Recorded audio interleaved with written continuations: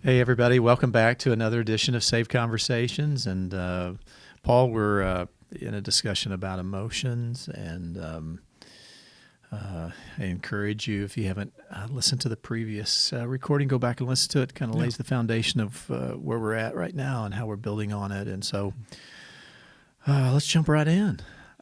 Talking some more about emotions. So somebody is listening to us right now and they're like, man, how do I check my emotional health? I mean, how do I look inward and what am I going to see? And, maybe talk a little bit about different types of emotions. And we were talking primary, secondary at the end of last discussion. Maybe we can pick up there as well. Health, to start with that, I would say that health has to do with being able to be cognitive and thinking, have access to those networks in the brain, and feeling. So it's not an either or. It's not a, gosh, I'm a thinker and that's not good, or I'm a feeler and that's not good. You're literally wanting to have integration in the brain. But that's not because the brain literally does sort of have an upstairs, downstairs, a left and a right to it. It's a emotional or cognitive orientation. Does a lot more than that. So health would be the ability to engage kind of across the line and to use the thinking, like when you watch. I began to read just the life of Jesus, and he's very teaching instructional, cognitive, very emotive, and it seems very fluid as I watch. So health would be that idea of access to both. You wouldn't be rigid, you wouldn't be chaotic, you'd be in this integration kind of stream. And you're able to move a little bit into both just naturally. Right. That person would be able to engage both sides. And it's a little unusual to find that. What I find in most couples work is with a married couple is one that's a little bit more of the thinker, one's a little bit more of the feeler, or it can be extreme depending on. Well, let me get it real practical, and maybe I know there's other illustrations or other scenarios that we could do, but in a relationship, maybe it's a parent-child, husband-wife, boss, employee. Okay. And boss calls the employee in and is critical, or doesn't call him in, just comes up and kind of criticizes the work. So being criticized is going to trigger some emotion. So let's say somebody's at work, or a husband-wife criticizes the other, somebody that's emotionally weak. Mm-hmm. How are they going to respond to the different ways to respond to that criticism? Because I think somebody weak is going to respond a particular way. Somebody who's stronger is going to respond in a different way. So let's just use that. Yeah, and I think that's a great example. It's a difficult one. If any time we're critiqued or minimized or even bullied, something like that, it activates a part of the brain called the amygdala that's kind of like the little watchdog of the brain, always looking for something that's going to harm us. So we're going to go into the old fight, flight, freeze. Actually, there's a faint as well. So when that happens, there's a part of the brain that just naturally gears up. So a person would have to have quite a bit of maturity to notice the gearing up. Most of us notice it when we're screaming back at the boss, or we're so shamed we're crumpled over here in the corner. But to notice it on the inside would mean they've practiced sort of noticing their emotions. And then in that moment to be able to navigate, that'd be pretty profound. I mean, I'm not able to, I can articulate somebody could do that. I can't do that. Yeah, that's a real high if I level know of maturity. If I know it's going to happen, I do prepare myself that, okay, this could be one of those less like root canal fun type conversations. It's just not going to be enjoyable. So let's say we've walked in, the husband, the wife is critical about something that we've done, and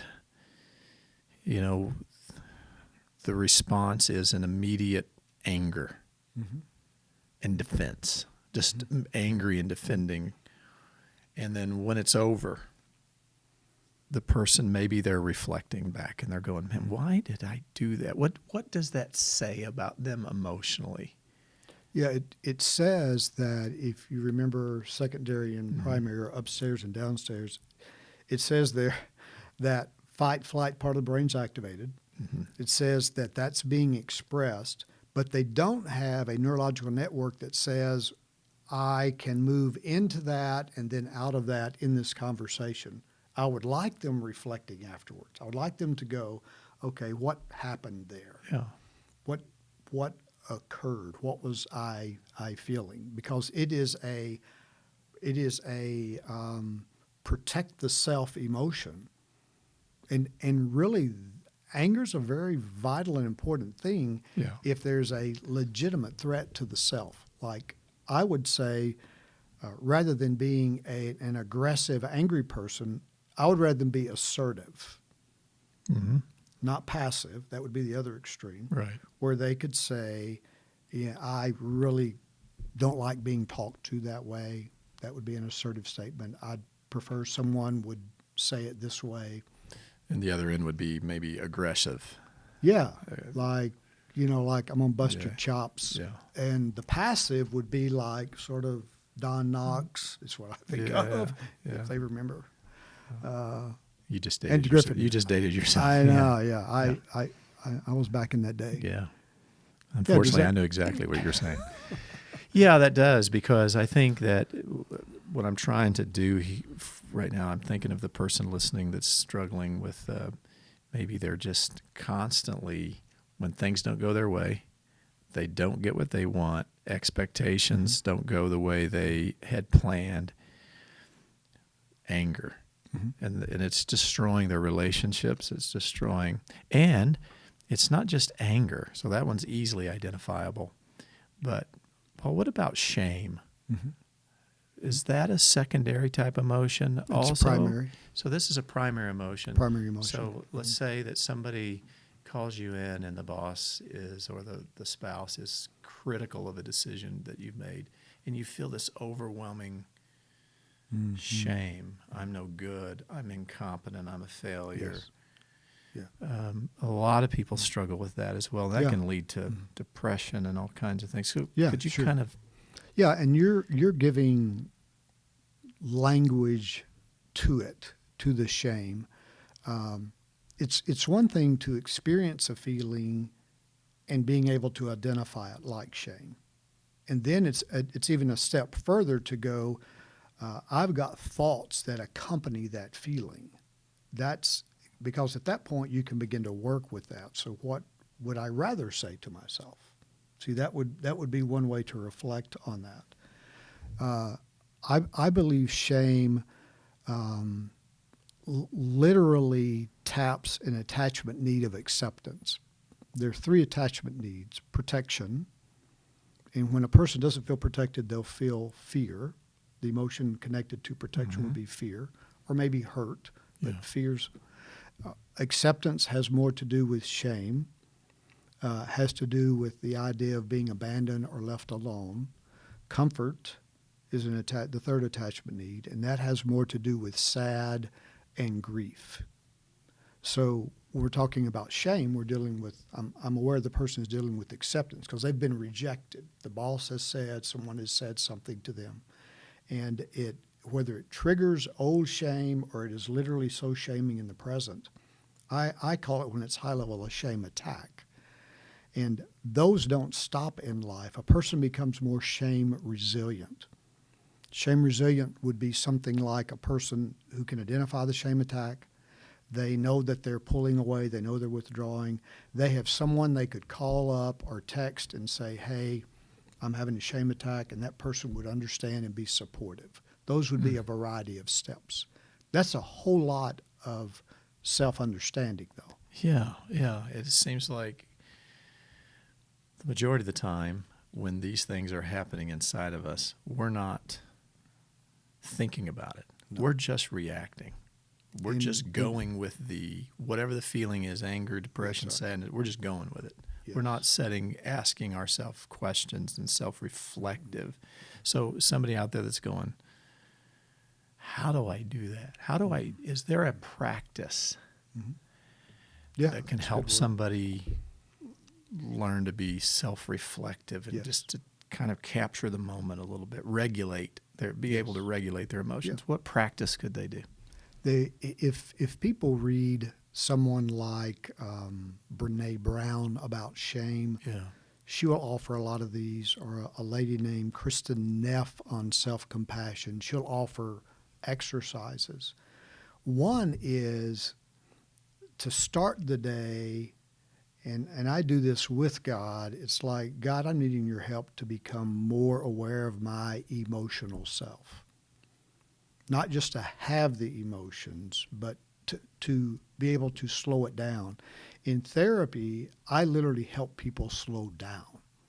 Like if they're escalating into anger or anxiety, it's a bit parental, but I'm trying to soothe and calm, take a breath, let your mind slow down. So having someone to help you. But if you know that you're going to have some challenges in the day, and I do it every day, I prepare me emotionally for the day. And I'm going now, and I already know that I have a tendency not toward aggression, but toward compliance passivity. Now, what that means is I have anger, but I have it at me, not you. Okay. So everybody's angry, but it's just who are they angry at? So I prepare myself if I'm going to face some of those, because I want to be able to communicate and connect with people at a very deep level. And if I'm going to do that, I'm going to need to be emotional. I'm going to have access to that part of me along with my thinking. So I prepare myself for the day. I have another practice of reflecting back on the day at the end of the day. Okay. And what I do with that emotionally is I say, of those primary emotions, I would say some shame today, had some anger. I may need to ask myself about that. You know, was that covering something, or was that really a pure form of anger? Or, gosh, I really did feel some sadness. So the beginning of the day, preparing it, and at the end of the day, and I don't mean there are people that are really pro-journal, and there's the people that are not. I'm just talking about jotting down the emotion. Level 1 is low, 10 is high. Put a number by it, jot something down. I'll tell you what won't work. If people don't attempt to get to know their interior life, they won't. In our socialization process, parents were not taught to help us connect with our interior life. They managed our behavior primarily. Okay, so we managed. That's why a lot of us don't want to be managed. I mean, we had enough of that. I literally want to be known for me, to be experienced as me, uniquely. So, Paul, so the individual out there that's saying, I can't reflect and think about my emotional health. This seems like just too much. I've been making it just fine without it. Mm-hmm. What are some of the consequences that are happening in the relationship and at the job and other places that they're not even thinking of that's really tied to their emotional health? Yeah. So what are some of the things that are happening to them right now? And we're saying, listen, if you deal with this is going to greatly improve your life, the kind of more of this kind of abundant life Jesus talked about, kingdom life that's coming. Mm-hmm. So what are some of the consequences if we do not tend to our emotional self? In the business world, just a small bit of info about that. Daniel Goleman, the guy who came up with emotional health intelligence, would say that you're more productive and more satisfied in your business life as an employee or as a business owner. And that has to do with you're more capable of navigating relationship issues with people. So if you're going to navigate relationship issues with people, if that's a value, now if you don't work with people and you're out on your own, which is very difficult to do, then you may not need so much of that. I just can't imagine anybody not being in some type of relationship. So he would say, in the business sense, you're much more productive, much more successful, much more satisfied because you can navigate relationships. And the marriage. So Yes. let's do it real quick. Husband and wife. What, how's this benefiting the marriage to start looking at yourself? If you never want to be close to anybody, just don't be emotional.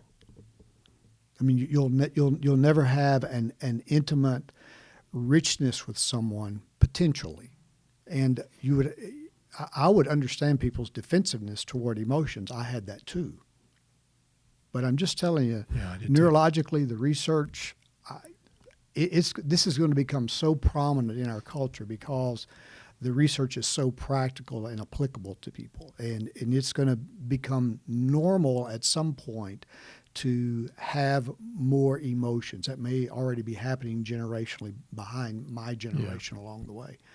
But in the marriage, it's going to give you an ability to bypass, if you're a person that does not have a lot of emotional connect, it's going to let you literally connect and avoid these nitpicky fights that are going on all the time.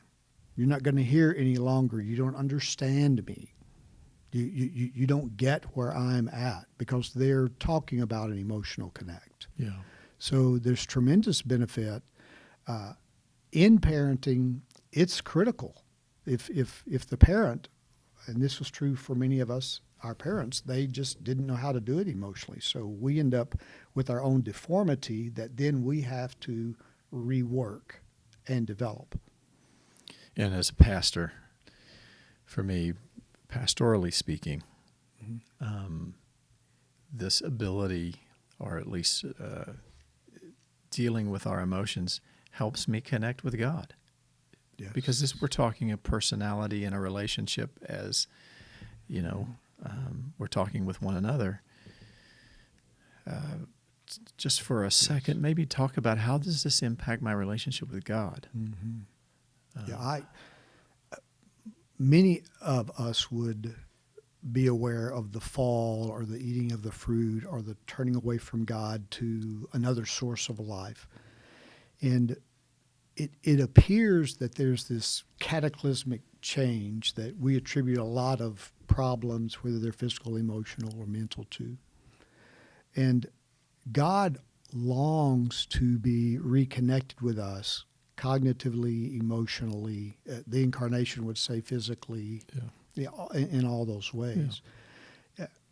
You've got a God who is cognitive and emotional, and has dimensions of himself. In one of our earlier talks with Safe Conversations, we talked about the dimensions of the self. Mm-hmm. Well, we do have thinking, we do have feeling, and God has that as well, and we're going to relate to him in that way.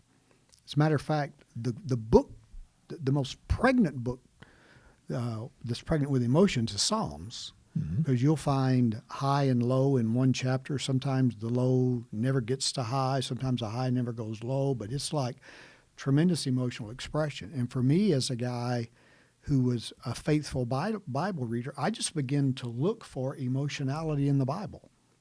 I mean, you can look for it everywhere you go, but I was just looking for it there. Yeah, and I mean, if we're following the command to love God with all of our heart and mind and soul and strength, it seems to me like he's saying, I want you to love me with your emotional well-being as well. It is. I mean, bring your mind to it, bring your body to it, bring your emotions to this relationship. And so if I'm going to follow Christ with one simple command, love as I have loved you, then that involves my emotional well-being as well. Well, he's assuming we have the potential to bring all that we are to him. Our difficulty is we do not know all that we are. Yeah. The biggest challenge is, call it unconscious, call it compartmentalized, out of awareness. Most of us are going to need help from somebody to know who we are. We're going to need that. And as we begin to know, and I think it's really good, some of the practices are having somebody close enough that one of the ways you know you're emotionally healthy is you have some people that you're close to that you can allow them to kind of look over the fence into your backyard and correct that's good. or encourage or whatever needs to be done. Well, before we end, maybe a book or two that you would recommend. I know that you've mentioned some authors. I wanted to add to the mix David Benner's Healing Emotional Wounds. Yes. Pete Scazzaro has got great stuff, I think, on that as well. But who's somebody if somebody's right now going, is there a book I could get that could kind of talk about this? What would you recommend? Those two I would highly recommend. They both are dealing with emotionality. Scazzaro, his podcast and all those things can be followed because he talks about emotionally healthy spirituality, emotionally healthy church. The people I read are of a spirituality, but for people that want specifically Christians, I'd recommend them. I would recommend Brene Brown for dealing with emotionality in the sense of shame. I would recommend Kristen Neff, Neff, on self-compassion. And I'd recommend Dan Siegel for parenting and marriage and a neurological emotional perspective on that. Yeah, and what's great for those who are like, I'm not a big reader, Brene Brown does a TED Talk. It's about 20 minutes. It's actually really good, and you can follow her on some of her blog. Have you seen the one she did on Netflix? She's got one now that's a little longer that takes in a little bit more of her work, but both of those are good. No, those are really good resources. Yeah, I heard about that. So awesome. Thank you, Paul. Yeah, thank you. All right, thanks everybody. See you next time.